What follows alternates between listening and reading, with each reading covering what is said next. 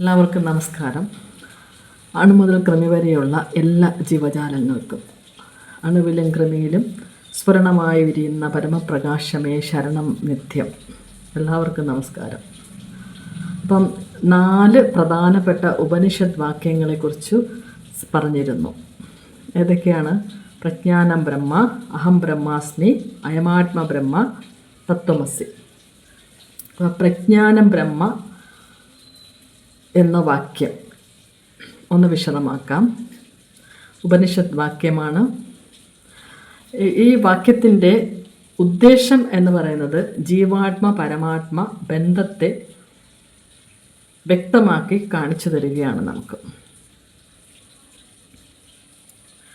നമുക്ക് എല്ലാവർക്കും പഞ്ചേന്ദ്രിയങ്ങൾ കൊണ്ടാണ് നമ്മുടെ ജീവിതം തന്നെ. 11 ഇന്ദ്രിയങ്ങളാണ്. ഇതിൽ 5 ഇന്ദ്രിയങ്ങളാണ് നമ്മൾ പ്രധാനമായിട്ടും ഉപകരണമാക്കി കൊണ്ട് നടക്കുന്നത്. 5 ഇന്ദ്രിയങ്ങൾക്കും അതിൻ്റേതായ ധർമ്മമാണ് അത് പുലർത്തുന്നത്. നമ്മൾ കണ്ണുകൊണ്ട് കാണുന്നു, അത് കൊണ്ട് ഒരിക്കലും വേറൊരു ധർമ്മം ചെയ്യാൻ സാധിക്കില്ല. കാതുകൊണ്ട് കേൾക്കുന്നു, ചെവി കൊണ്ട് വേറൊരു ധർമ്മമില്ല. നാവ് കൊണ്ട് രുചിക്കുന്നു, വേറൊരു ധർമ്മമില്ല. തൊക്ക് കൊണ്ട് സ്പർശനം, വേറൊരു ധർമ്മമില്ല.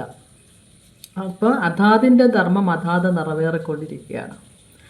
പക്ഷേ ഇതിലെല്ലാം ഇരുന്ന്, ഈ ഇന്ദ്രിയങ്ങളിലെല്ലാം ഇരുന്ന് ഭിന്നമായി വെവ്വേറെ ഒരു ഉപകരണത്തിൽ ഇരുന്നു കൊണ്ട് വെവ്വേറെ യന്ത്രങ്ങൾ ചലിപ്പിക്കുന്നത് പോലെയാണ് അതാത് ഇന്ദ്രിയങ്ങളുടെ പ്രവർത്തനങ്ങൾ ഈ ശരീരത്തിൽ ഇരുന്നു കൊണ്ട് ഈ ബോധ സ്വരൂപം ഇരുന്ന് ചലിപ്പിക്കുന്നത്.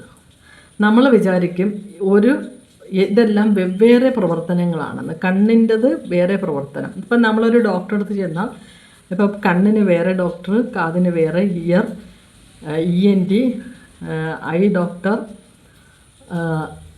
അങ്ങനെ ഓരോന്നിനും ഓരോ ഡോക്ടർ, സ്കിൻ സ്പെഷ്യലിസ്റ്റ്, അങ്ങനെയാണ്. അപ്പം ഇതെല്ലാം ഒരേ ഒരാൾ, ഒരു ബോധസ്വരൂപം ഉള്ളിലിരുന്ന് ഭിന്നമായ പ്രവർത്തികൾ ചെയ്യുകയാണ്. അതാതിൻ്റെ ഉപകരണങ്ങളിൽ അതാതിൻ്റെ പ്രവർത്തനങ്ങളിലോട്ട് ഇത് വ്യക്തമായും സൂക്ഷ്മമായും അതാതിൻ്റെ പ്രവർത്തനങ്ങൾ ആ സമയത്ത് ചെയ്യുകയാണ്. ആ ബോധസ്വരൂപ സത്വമാണ്. ഇങ്ങനെ അകത്തും പുറത്തും, അതായത് അകത്ത് ഇന്ദ്രിയങ്ങളുടെ പരിപാലനം ചെയ്യുന്നത് പോലെ തന്നെയാണ് പുറമേയും പ്രപഞ്ച പക്ഷി മൃഗാദികളുടെ പരിപാലനവും. ഈ പ്രജ്ഞാനം, ഇതിനെയാണ് പ്രജ്ഞാനം എന്ന് പറയുന്നത്. അപ്പം ദേവേന്ദ്രാദി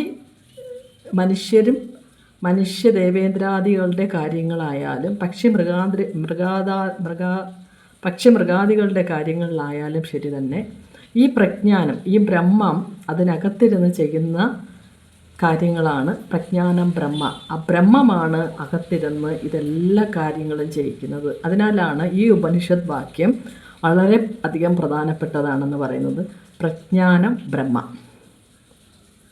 ഇനി നമുക്ക് അടുത്ത വാക്യം അഹം ബ്രഹ്മാസ്മി. അതിൽ കിടക്കാം നമുക്ക്.